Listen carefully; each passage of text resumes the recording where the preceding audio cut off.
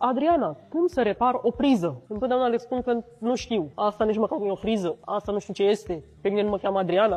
Învață să nu mai faci sală greșit. Uite secretul bucilor de fier. Stai și pe telefon și te uită Dumnezeu aici pe aparat. Ok, hai să ne uităm ce a făcut videoclipul lui Janin așa de popular. În primul rând, umorul ăsta nu doar că te face să râzi, dar îți captează și atenția foarte repede. Stai să-mi pun șobocafi în modul spot. Stai și cum urmează să te lanseze în stratosferă, aparat. Cine nu s-ar opri când aude melodia Jennifer, buci de fier.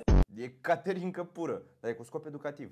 Vezi și tu cum puțin umor poate să schimbe placa? Dacă vrei să înveți și tu principiile videoclipurilor care fac valuri pe TikTok, dă-ne un follow. Return disecă și strategia, nu doar suprafața. Și acum, pontul care face toată diferența.